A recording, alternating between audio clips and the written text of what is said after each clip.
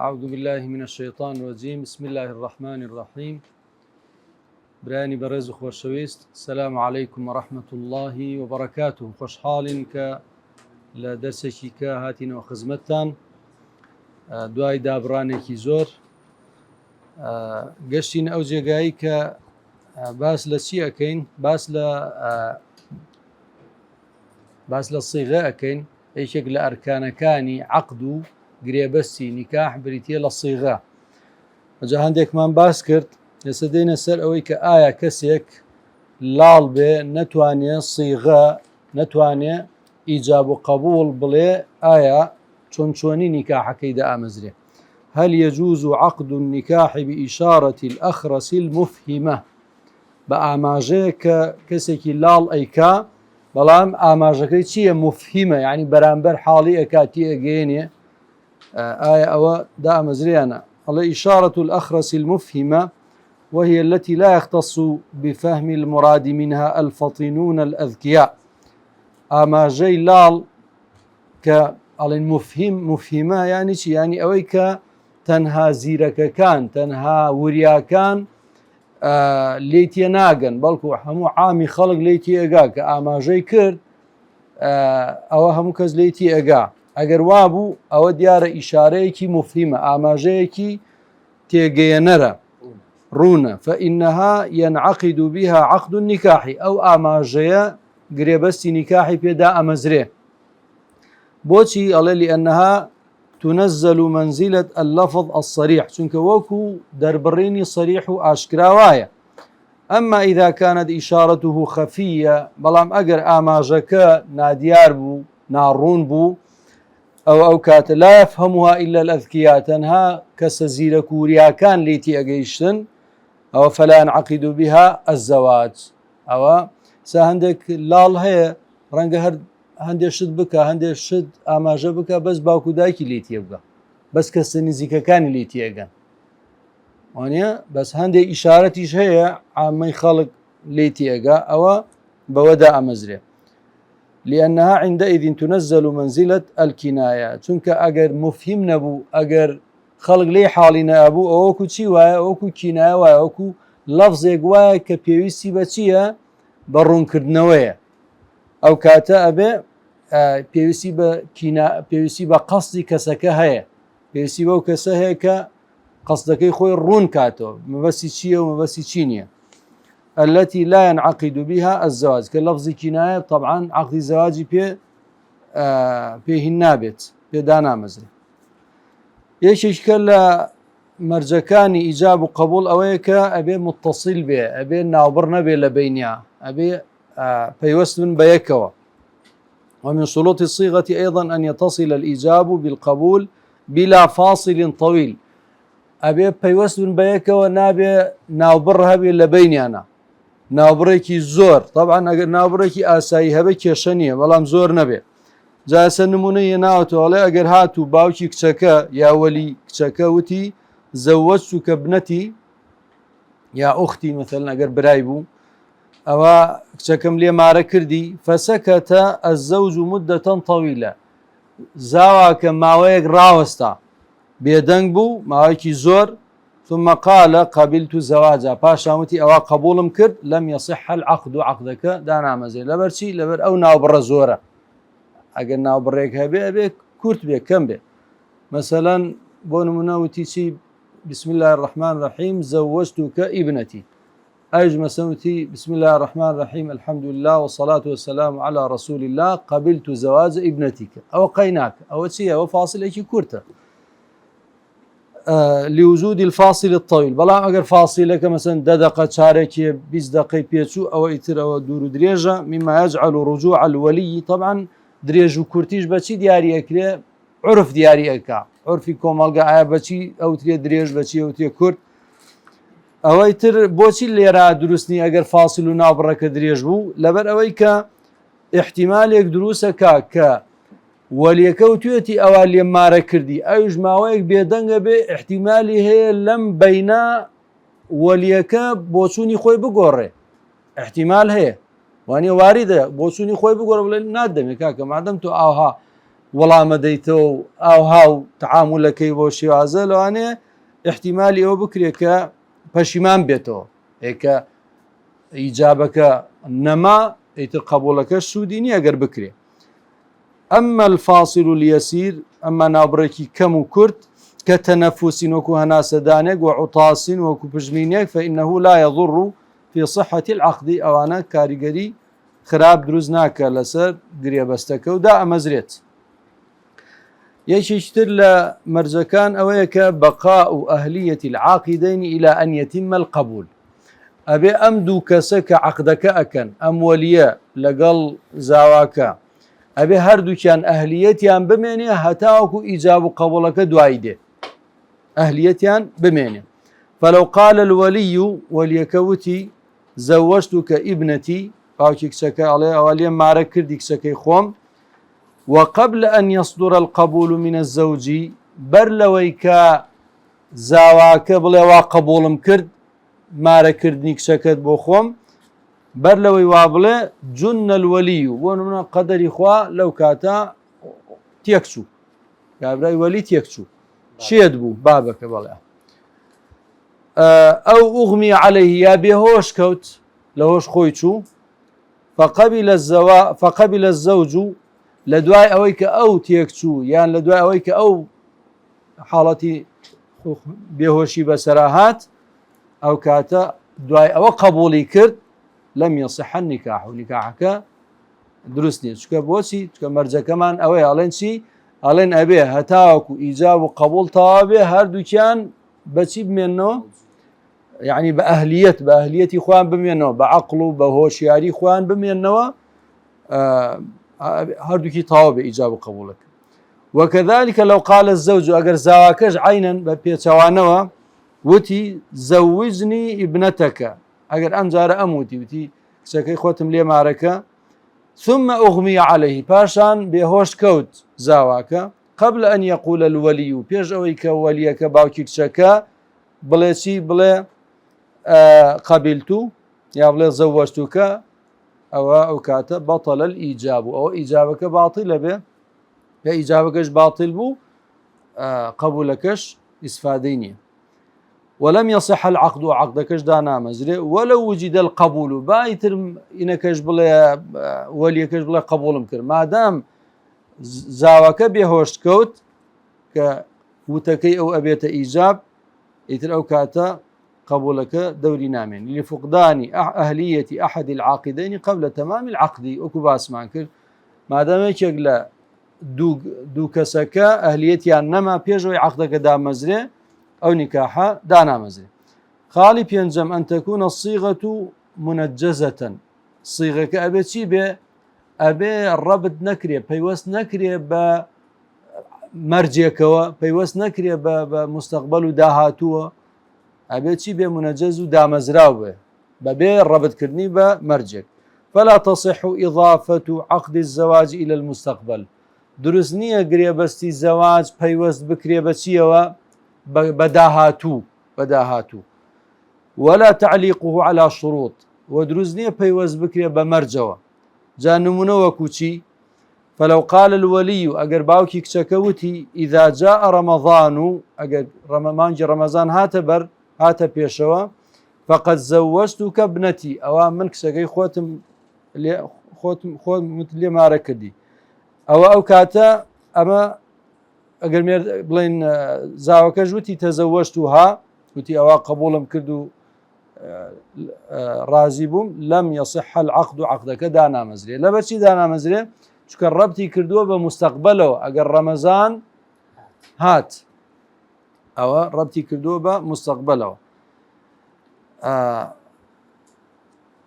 ولو قال الولي إن نجحت ابنتي في الامتحان فقد زوجتك إياها أجر وليكوتي مرجي دانا أجر كم درسوا لامتحان أوالي مارا كردي أوش ربط كردني عقد زواجه بشرطك وبمرجك يا أجر مثلا براكم لزندان آزاد بو يان أجر فلان شد بو ورويدا أو كاتا زاواكوتي قبلت الزواج ولم يصح دروس نية دانا مزري بوشي لأن عقد الزواج يجب أن يكون منجزا أبي منجز به ودامزراو به والربط بيوز نكري بهيج مرجو كاتيكو تترتب عليه آثاره من حين إنشائه أبي عقد الزواج لو كاتي دا مزري آثار الشنواركاني لسر دروس ببه آثاركاني چییە؟ ئاسارەکانی ئەوەیە ئەم ژن و مێردە لە یەکتر حەڵاڵە بن وانە ئیستیمتاع و حەڵاڵی یەکترن ئەوجا ئەو پیاوە واجبە یەکێک لە ئاسارەکانی مارەیی بدا بەچێ بەم ژنە مارەی واجب بێ لەسەر ئەو پیاوە وهكذا حقوق واجباتێک کە لە ئیسلامە هاتووە لەسەر یەک جێبەجێ ئەبێ کەواتە ئەبێ لەو کاتەی کە عەقدەکە ئەکرێ ئاسارەکان دروست ببێت دەی ئاساریش دروست نابێت چونکە هێشتا عەقدەکە ڕەبتە بە مستەقبەلەوە بە داهاتوو یا ڕەبتە بە مەرجێکەوە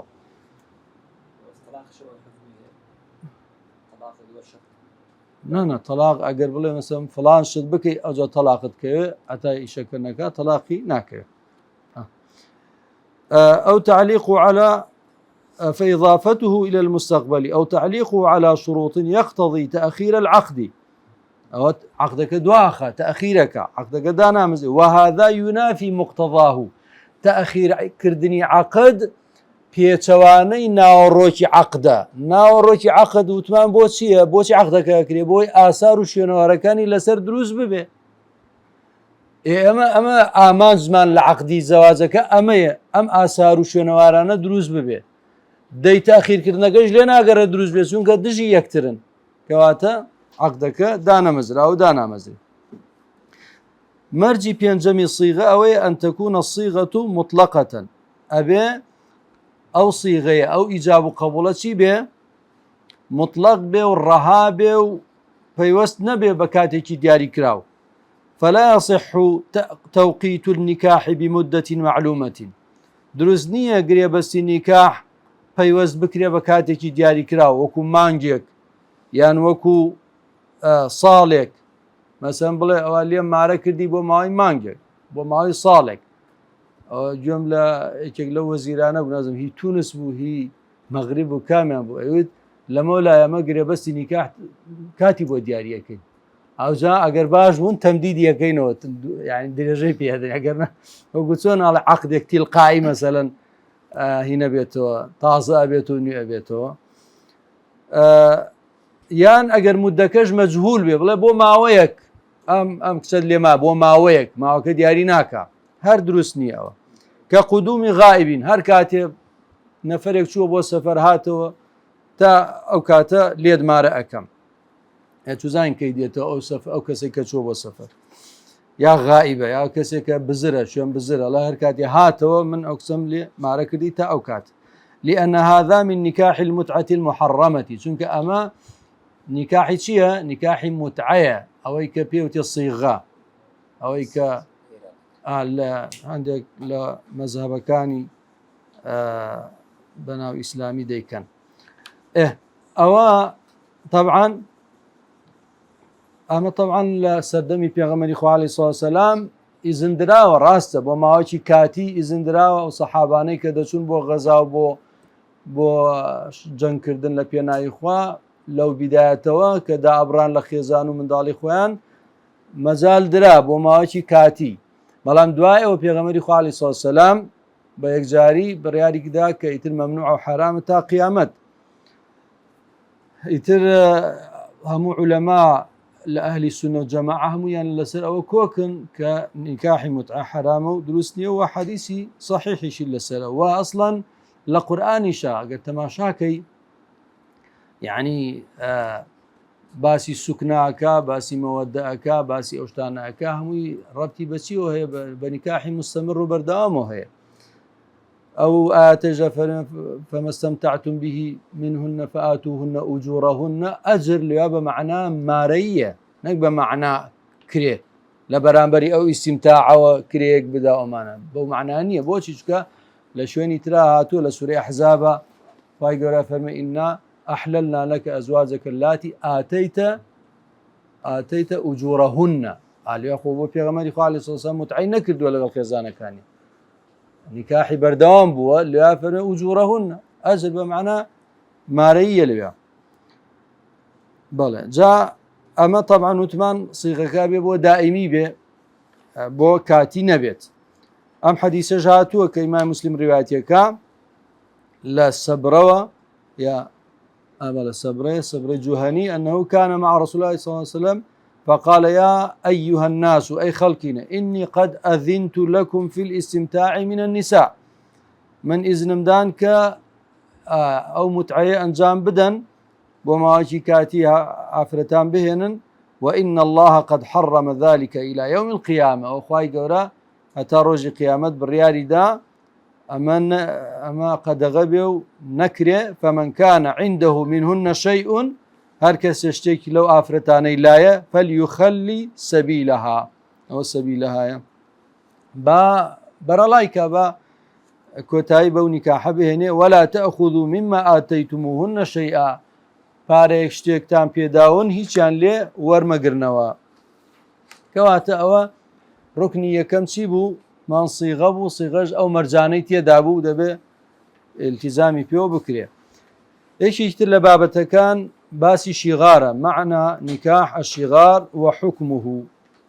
مانای نکاحی شیغار و حکمە شەرعیەکەی زانی بەچی معنای کاتۆ شیغار هو الشیغار هو زۆر جار ئەم بابەتە تێکەڵە کرێ لە چی لە ژن بە ژنی ژن بە ژن لای خۆمان شیغار نییە ئەو ژن بە ژنەی کە دەکرێ هەردووکی نیکاحەکرێ بە جیا و هەردووکی مارەی هەیە ئەو پێ ناوتێ شیغار ئەڵە جەهارکەوتو شیغارە لە ژن بە ژنی کاکە ژن بە ژنی لای خۆمان بە شێوازی شەرعی مارە ئەکرێ شیغار ئەوەیە کە ئەن یەقول الوەلی لرەجل وەلی باوکی کچەکە بە پیاوێک بڵێ زەوەجتوکە ابنەتی على أن تزوجني ابنتك من کچەکەی خۆمت لێ مارە ئەەکەم تۆش لە بەرامبەردا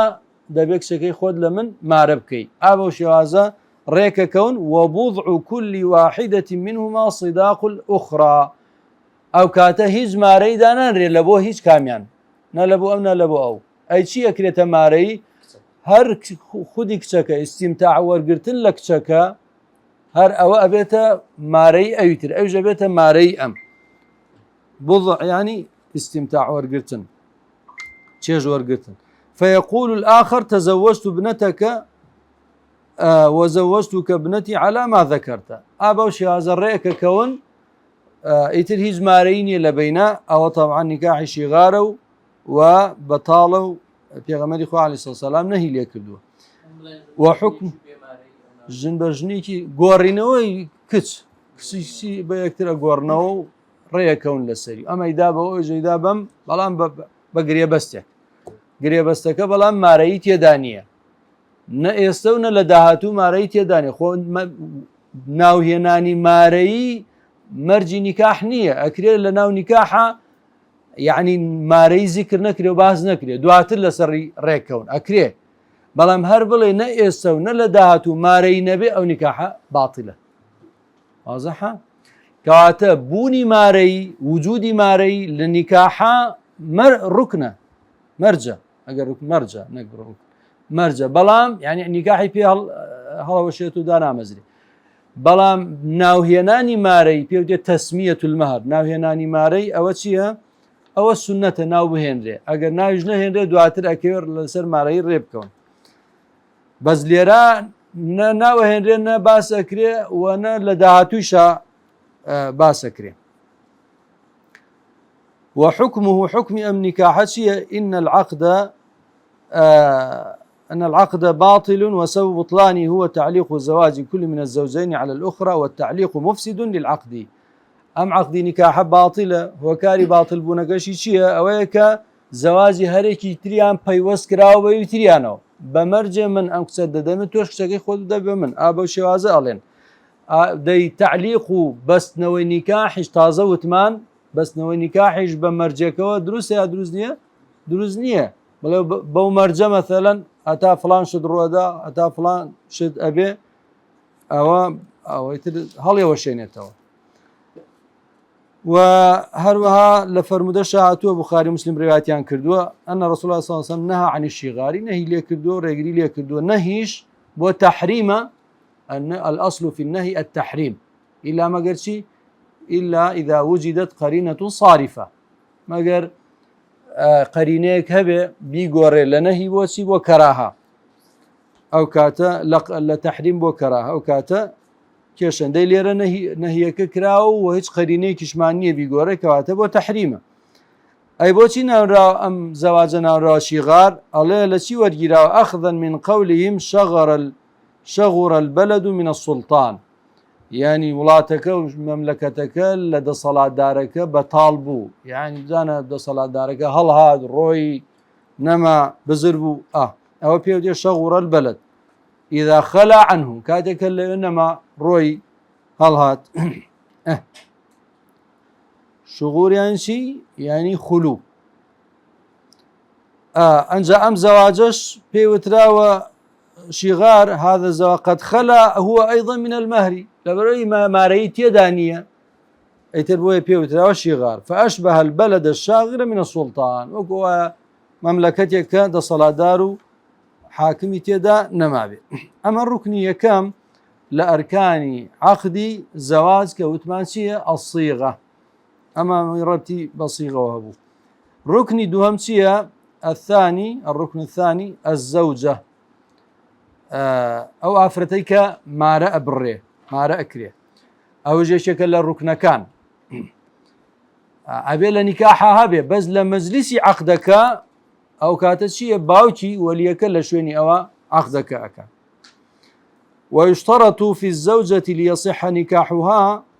الشروط التالية أما رجاني خوارة وبيويستا يكم خلوها من موانع النكاح أهاكم ولا مانع ريقرمان باسكر لو أنا مثلا أو مانعان مثلا بقولوا أبي محرمي نبت وانيا محرميش مان كربان بس يبشوا محرمي نسبي ومحرمي شير ومحرمي مصاهرة وأمانة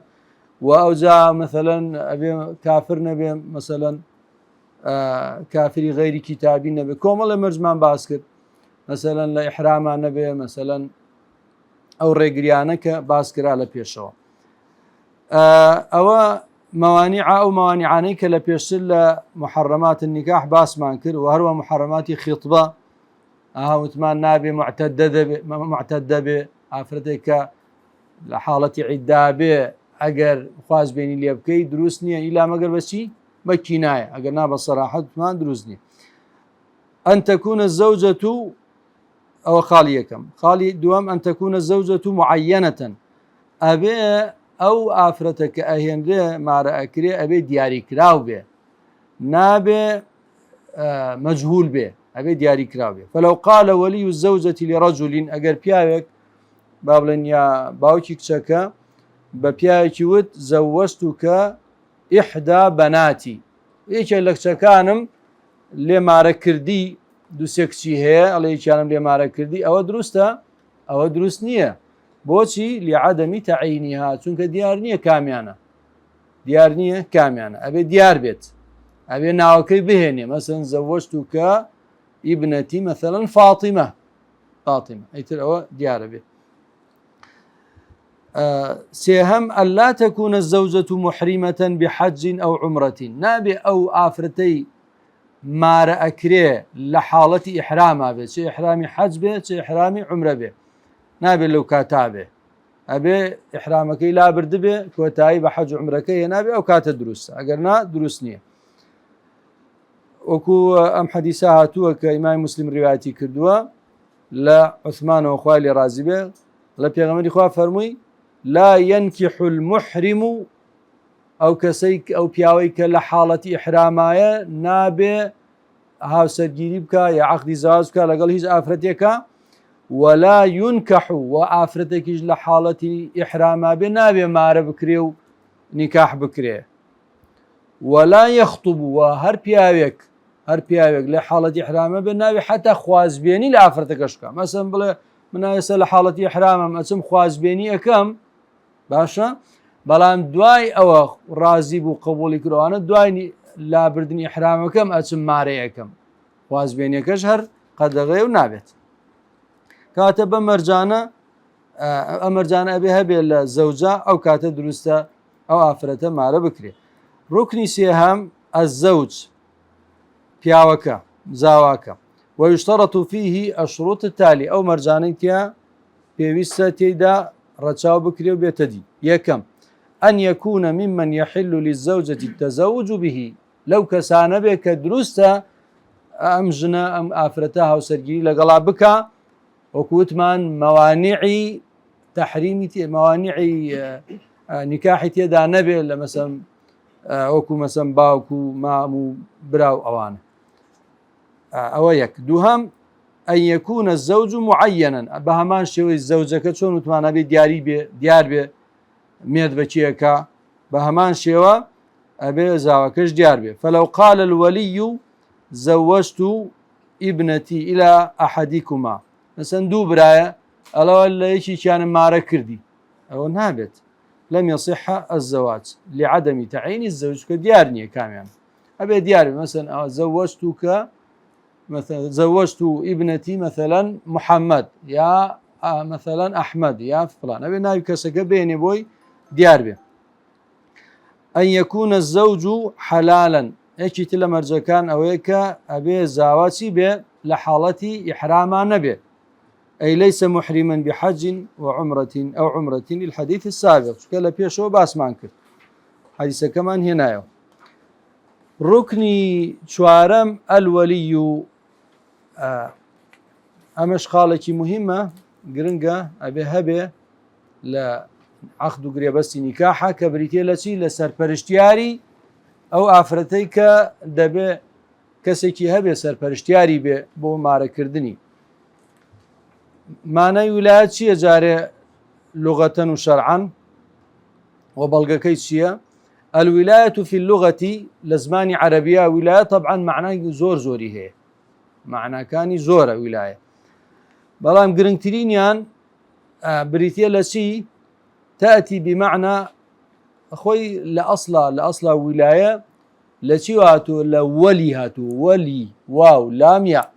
أزا ولي يعني چي يعني اشتيك بيه بشوين اشتيكا اشتيك بيه بشوين اشتيكا چي نشانه چي نشانه ام دوشتا نزيكن ليكو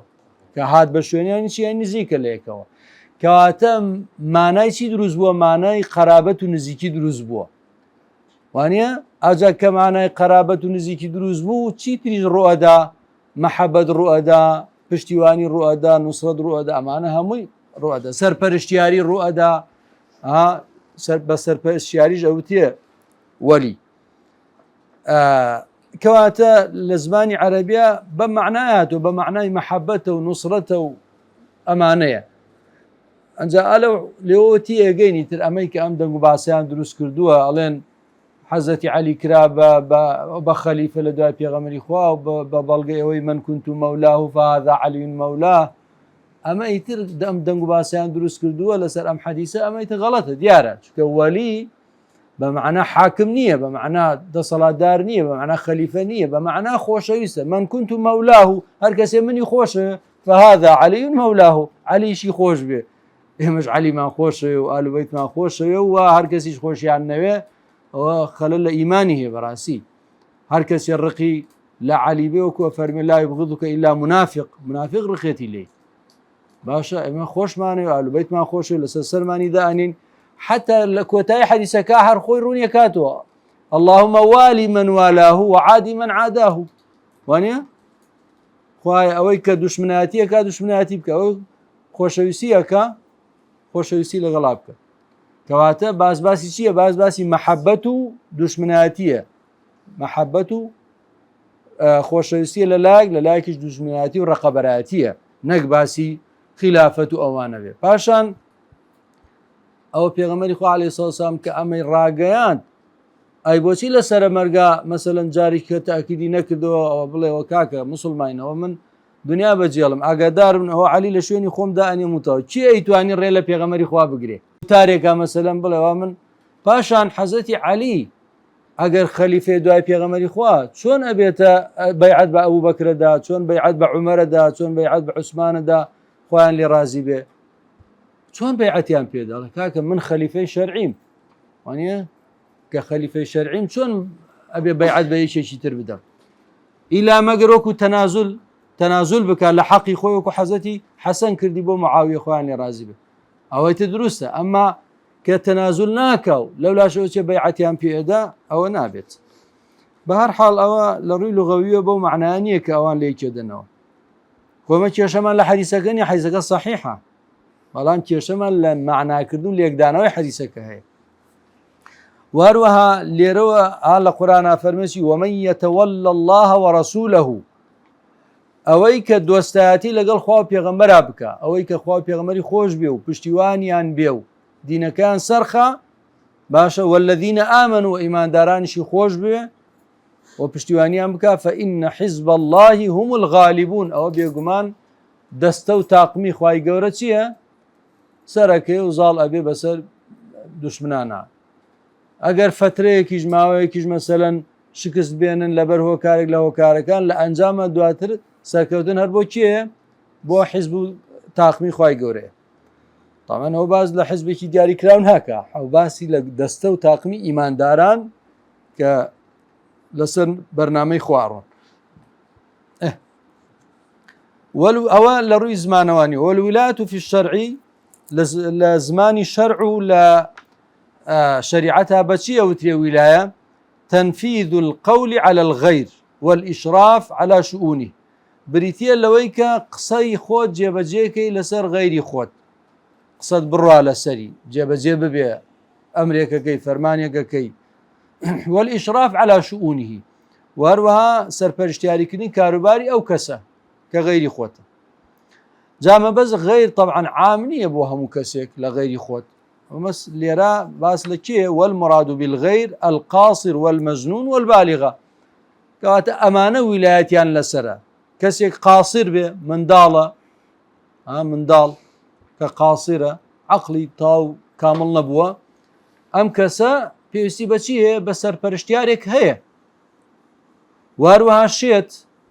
واروها ليرا باسي نقول مثلا سفيه كسي سفيهة دولروتان كم عقله نزانه وهروە البالغة ئافرەتێکیشکە باڵغە بەڵام کچە بێوەژن نییە ئەو لەو حاڵەتە کە مێرد بکە پێویستی بەچی هەیە بە وەلیەک هەیە بە سەرپەرشتیارێک هەیە ئەمە طبعاً لەسەر ڕەئی زۆربەی زانان جمهوری زانان ڕەئیان وایە ئەلبەتە ڕەئی تریش هەیە ڕەئی ئەبوو حەنیفە کە دواتر ئەکرێ باسی کەین أو رأي جوازه ودليلها قول الله تعالى خواهي قرأ فرمي فإن كان الذي عليه الحق سفيها أو ضعيفا أما باز لشي أم آيات باز أو آيات مداينة دريشترين آيات الله قرآن كيرو آيات الدين مداينة وإذا تداينتم بدين جاء أما ليرى باز لشي كالف أو كسيك حقكي لسربو قرزكي لسربو تشيبو سفيه بو سفه يعني شيء سفه يعني خفة العقل عقلي سوك عقلي كما عقلي طاو دانا مزراوة أو ضعيفا يا ضعيف لا وازا وكو من دال مثلا أو لا يستطيع أن يمل هو يا ناتو أن إملاء بك إملاء شيء إملاء ويتوخسك بكي إيش بينوسي لبرشي ناتو أن بونمك لا ناتو أن يقصبك إيه أو كاتب فليملل وليه بالعدل أو كاتب بشوازك الريك ودادقري وليكي سرپرشتياركي باشي بكا با إملاك بكا بابلي كاكا أمكسا كناتواني من لشويني أو ديكم أو عند قرزارة أو عند شتي كريو أو عند بارا قرزارة هي فلان كسا بينوسن لتاريخي أو أنا أو هابو شوازة بينوسن كاتب ليرا خواهي قور لما أتا شرعيتي باشي داوا با ولايات داوا ولاياتي باشيكي مشروع داناوا البته ولایت بۆ چێ ولایت بۆ کەسی سەفیه بۆ کەسی ضعیف بۆ کەسێک کە ناتوانێ ئیملاءەکە بکە ئایا بوونی وەلی لە عەقدی نیکاحە واجبە یا واجب نییە طبعا وتمان ئەوە خلافی تێدایە جمهوری علەما لەسەرەوە نەک هەر واجبە هەر ڕوکنی عەقدی نیکاحە یعنی ئەگەر عەقدی نیکاح وەلیتیان نەبێ باطلە لابد في تزويج المرأة بالغة كانت أو صغيرة ثيبا كانت أو بكرا من ولي يلي عقد زواجها پێویستە بۆ مارەبڕینی ئافرەتێک کە باڵغ بێ جا چ کچ بێ یا بێوەژن بێ گەورە بێ بچووک بێ ئەوە بێ وەلیەک هەبێ سەرپەرشتیارێک هەبێ کە عەقدی نیکاحەکە بکە چونکە فەلا یەجوز لامرأة ئەن تزەوجە نەفسها بۆ ئافرەتێک نییە ڕوبەڕووی زاواکە کە پیاوەکە ڕابوەستی و بڵێ وا خۆم لێمارە کردی ئەڵێ بۆی نییە ئەوە بکە ولا ئەن تزەوجە غەیرەها ومەثەلەن بۆ نمونە ئافرەتێک بۆ نمونە کچی خۆی دایکێک کچی خۆی بەمێردا مەسەلەن لەگەڵ زاواکە عەقد بکە ئەوە دروست نییە چکە بۆ خۆی ناتوانێ بیکە ئەی چۆن نەتوانێ بۆ کچەکەی بیکە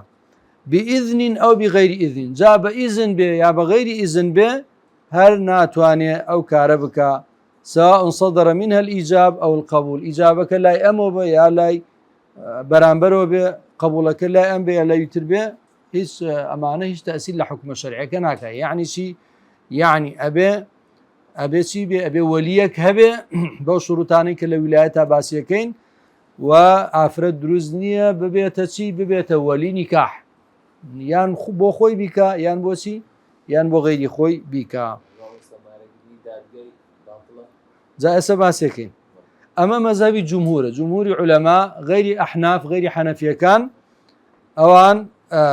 بوتوني كتريان هي بوتوني أبو حنيفة خوالي رازي به البته لنا داخلي مذهب أبو حنيفة شا خلاف هي مثلا أبو حنيفة وأبو يوسف بيانوايا أو هنا أو طبعا أفرد أتواني خوي ماربكا لكركا أتواني خوي ماركا يعني عبارتي أفرد قبوله لإيجاب قبوله قبوله درسته أتواني خوي اليماركة أما كيو عليه أبو حنيفة عليه بلا محمد كوري حسن الشيباني ألسي عليه ولاية مشتركة لبيني باوكك لقلق تشكا يعني وليك لقلق تشكا مشتركة يعني هيش كاميان بابي يتريان ناتوان شيبكن ناتوان برياري ليبدل يعني أجر مثلا وليك كردي بەبێ ئیزنی کچەکە نابێت ئەگەر کچەکە کردی بەبێ ئیزنی وەلیەکە نابێ ئیزن لە یەکتر وەربگرن ئەوەش بۆ چوونێکە مهم مەذهبی ئەبو حەنیفە ئەوەی کە مەشهورە ئەوەیە کە ئافرەت دروستە بۆیە ئێستا لە دادگاکانە بەڕاستی ئافرەت ئەگەر تەمەنی 18 ساڵ بێ ئەوەی تر بالیغە و عاقیلە بێ ئەوەی تر ئەڵێ هیچ کەسی ناوێ و وەری ناوێ و ئەتوانێ عەقدی زەواجەکە بکات ئەیشتوانێ مەسەن خۆی نەیکا مەسەلەن شەرمەکاشتێ کەسێک بکاتە وەکیلی خۆی بەڵام لە مەذهبی جمهور نەخۆی ئەتوانێ بیکانە کەسیش بکاتە وەکیلی خۆی بۆیە لەسەر مەذهبی جمهور کاتێ ئەچن ئیزن لە کچەکە وەرەگرن ئایا تۆ ڕازیت مێرد بکەی بەم کوڕە ناڵێن ینی مامۆستاکە ناڵێ زۆر جار ئەوەش ئیشکالێکە ینی ناڵێ بڵێ ئەوە باوکم کرد بە وەکیل وەکیلی من بێ مارەم بکە لە فلان کەس ئەڵێسی ئەوە ئیزنم دا بە باوکم ئیزنم یا ئیزنم دا بە براکەم ئیزنە نەک وەکالەت چونکە بۆ وەکالەت ئەوەیە کە خۆی ئیشەکە بتوانێت بیکە بەس خۆی نایکە لەبەر هۆکارێک وەکالەتەکە ئەدا بە یەکیشتە دەی خۆی ناتوانێت بیکە چۆن ناتوانێکی کە بکاتە وەکیلی خۆی بەڵام کە نەیتوانی وەکالەتکە ئیزن ئەدا ئیزن دەتوانێت بدا ئیزنمدا بە باوکم ئیزنمدا بە براکەم بە هەر کەسێکە وەلیە کەواتە لێرە ئەبوو حەنیفە بۆ چوونی وایە بە چ بەڵگەیەک تەبعان بە بەڵگەی ئەڵێ قورئانی پیرۆز کاتێک باسی نیکاحەکە ئەیداتە پاڵ کێ ئەیداتە پاڵ ئافرەت وانە ئەیداتە پاڵ ژن و مێردەکە باسی نیکاحەکەن باشە کەواتە مادام ئەیداتە پاڵ ئەو ئەیتاو مادەم ئەیداتە پاڵە یانچی ینی ئەو بڵێن هۆکاری سەرەکیە بۆ ئەم زەواجە ئەو یەکێکە لە ئەرکانەکانی زەواج کەواتە عیبارەتی ئەوش ئەبێ قبول بێ ئەجا پاشان ئەڵێ ئافرەت ینی بالیغە بێ و عاقیلە بێ خۆی خاوەنی خۆیەتی خۆی خاوەنی بڕیاری خۆیەتی خاوەنی ئەیتر بۆ ئەنجا پاشان ئەڵێ مەسەلەن دەتوانێت کڕین و فرۆشتن بکە هەموو معاملاتێک دەتوانێت بکە ئەی بۆچی ناتوانێت ئەم گرێ بەستە بکە لە ڕاستیە قورئان و دەلیلەکان بەڕاستی پشتیوانی ڕێی جمهورەکەن لەبەرچی تەماشاکەی قورئانە فەرمێکی فانكحوهن بإذن أهلهن يعني معقول نییە مەسەلەن کچێک کوڕێک ڕێیەکەوە لەگەڵ کوڕێکە دوایە ئەچێت لە شوێنێک لە جێگایەک خۆی لێمارەیەکا و ئیتر نە باوکی ئەزانێ نە کەس ئەزانێ بنە ماڵی ئەزانێ چکە ئەم ویلایەتە بۆچی دانراوە بۆ ئەوەی کە ئافرەت مافی نەفەوتێ حەقی نەسووتێ سبەی مەسەڵەن کێشەیەک دروست بوو کوڕەکە مەسەڵەن زوڵمی لێ کرد یا مەسەڵەن تەلاقیدا ئەمانە چێ دیفاعی لەکە ئەگە خۆی بۆ خۆی بە تەنها ڕۆشت بێ لەگەڵ کوڕەکە ڕێکەوت بێ خۆی لێمارە کردبێ ئەو کاتە باوکو و کەسوکار هەڵم بڕۆن بڕۆ بۆ خۆت سووان کردت ئاواش بۆ خۆت عیلاجیکە چارەسەریکە ئێمە حەقمان پێتۆ نییە ئیهمالێکن ولایەت هەر بۆ معنای چی معنە مەحەبەت و نوسرەتە پشتیوانی ناکەن هاوکاری ناکەن بۆ ڕزگارکردین لەو کێشەیە کەواتە زۆر گرنگە ئەم باوکە ئەم بنەماڵەیە بزانێت بە ئیشەکە چەند خۆشە مەسەن ئەو کچە ئەو کوڕە مەسەن قەیسێکە ئەڵێ من حەزەکەم لەگەڵ تو هاوسەرگیری بکەم چ ڕوبەڕوو پێی بڵێت چ بە نامەیەک پێی بڵێ ئەمانە بڵێ کاکە ئەگەر مەبەست ئەوەی هاوسەرگیری بکەن وەرە بۆ ماڵەوە مەردانە و پیاوانە تەقە لە دەرگا بدە و خوازبێنی من لە کەسوکارم بکە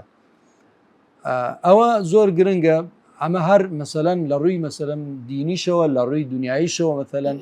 ئەبینی ئەم کچە 20 ساڵە 25 ساڵە 30 ساڵە ئەم باوکو دایکە خزمەتی ئەەکەن وانە گەوریان کردو معقول لە پرۆسەیەکی ئاوها ئەم باوکو دایکە ئاگیان لێ نەبێ معقول نییە پاشان ئەوە حەدیثمانەیە فەرمێسی لا تزو أبو هريرة روايتك ولا بيغمبر إخوة عليه الصلاة والسلام لا تزوج المرأة المرأة إذا أفرتك بويني أفرتك كما ربكات يعني ما ربكات ليش يشتر يعني ببيت ولي ولا تزوج نفسها وبويشيني أفرتك خوي ما ربكات لكسي يشتر باشان الله وكنا نقول أما هنا لبلين أبو هريرة وكنا نقول إما دمان لسردمي خومان التي تزوج نفسها هي الفاجرة أويك سررو سربخو بخوي خوي ما رأكالا لك سيك أو شيء أو براستي فاجرة وخرابكارة وعلى رواياتك هي الزانية زناكارة إما ومن توصيفك أو لقب من لأنا طبعا وكوتمان أبو حنيفة بلغي هي بس براسي مرجوحة بلغي بقوة لا جمهورة وروى حديث كمان فرمي بيغمر إخوة فرمي لا نكاح إلا بولي وشاهدي عدل نكاح نية دروس نية إلا بشي نبي بولي بوليك ك سرپرشتياري عقدي زواجك بك وشاهدي عدل ودو شهاد هبه أم دو شهادش چي به عدل به لدواتر باسي عدالة شكين أو إن شاء الله لكاتي خوي وما كان من نكاح على غير ذلك فهو باطل هر نكاحك لسر غير أم حالة أبو يعني وليت يدان أبو شاهدت يدان أبو أو فهو باطل أو نكاحك باطلة كواتا ليربو من درأكوه لم حديث لم بلغانا وحتى لمقصود النكاح ولرويكم ملاياتية وأمانة هموي بشتيواني رأي جمهورا كان وكو باسمان كرت بله با ليرة راب وسين لبركاته كمان طوابو صلى الله وسلم وبارك على سيدنا محمد وعلى آله وأصحابه أجمعين.